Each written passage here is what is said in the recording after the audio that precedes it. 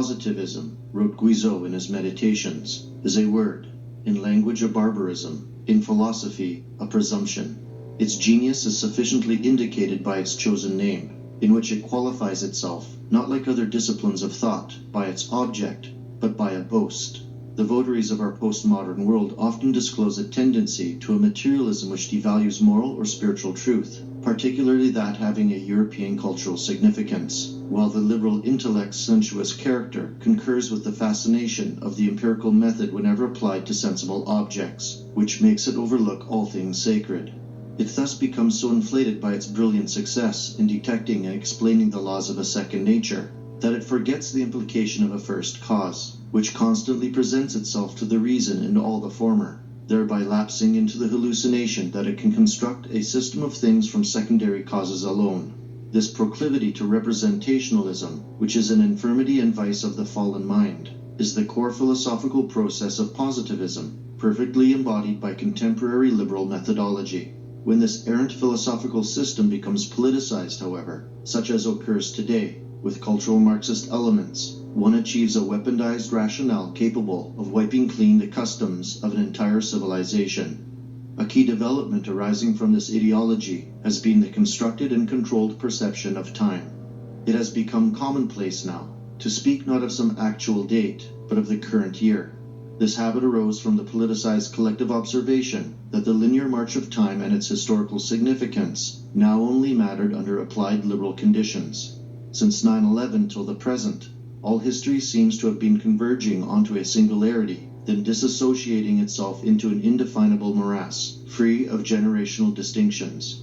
We no longer think in terms of remembering or feeling a particular decade for its unique autochthonous flavor, for all associations with a kindred past are now diapered within the scope of a cultureless, technocratic promotion. This non-time is the triumph of a material positivist ever-present now, in which the psychic spirit of contemporary liberal theology can only exist, possessed of an urge to cargo cult a postmodernism which loudly proclaims, for example, that Western culture isn't real.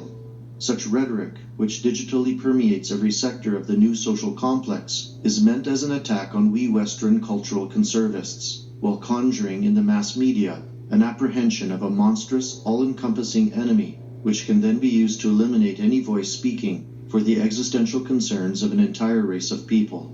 Western culture, as a specific set of customs, art and aesthetics, social institutions, and the achievements associated with these, was given a deliberate overdose sometime in the 1980s. In fact, that is likely how Generation X issued into being, via nostalgic weakening or tedium vitae, which came with a longing to end the European West altogether, whose habits and collective traits now had to be dictated rather than gracefully handed down as it was wont in the past.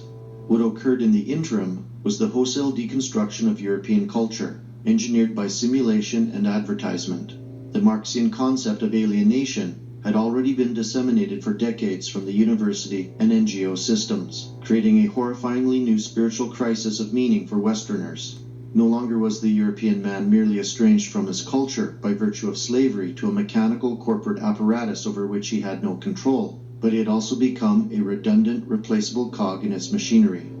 Without grounding in the harsh demands of natural environmental pressures, where the struggle to survive and create validity for oneself is sustained, Europeans ceased to produce those cultural and temporal artifacts that once marked their existence as a European one. The agents of consumer capitalism had simply sifted through the wreckage of Western culture, selling it back to them in a repackaged form, one that was also palatable for the diverse, multi-ethnic groups that were fast colonizing their homelands. Within this broken social order, Europeans could no longer pass down any genuine cultural experience, not because there wasn't one, but because it wasn't theirs to give anymore.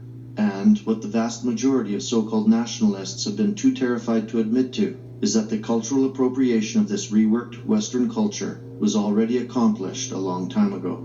Moreover, the globalist philosophical system, which cannot explain reality nor present it in any concrete form, lest it lose metaphysical authority, operates solely via abstract, psychologically refined countersymbols to impress itself into the collective consciousness of its victim target group.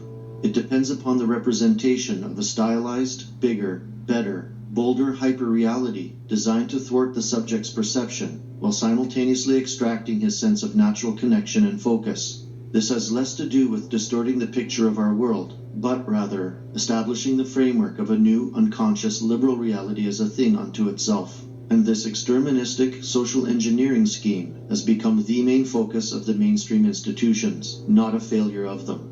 We must know them for what they are, as the neoliberal information complex, where the intersection of global corporate capitalism, progressive politics, and gatekeeping all coincide.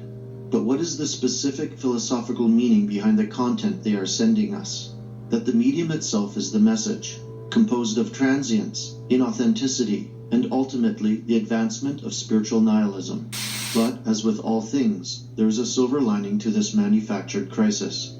What they haven't considered is that a million years of evolutionary backbrain independence has given we humans, and in particular, we Europeans, a leg up on them. We will not go down without a fight. And when boxed into a corner, we outperform the opposition on every occasion. This time, everything is for keeps, and they know it. Now, we too must simply acknowledge the state of affairs as it really is, and choose the path that is our destiny.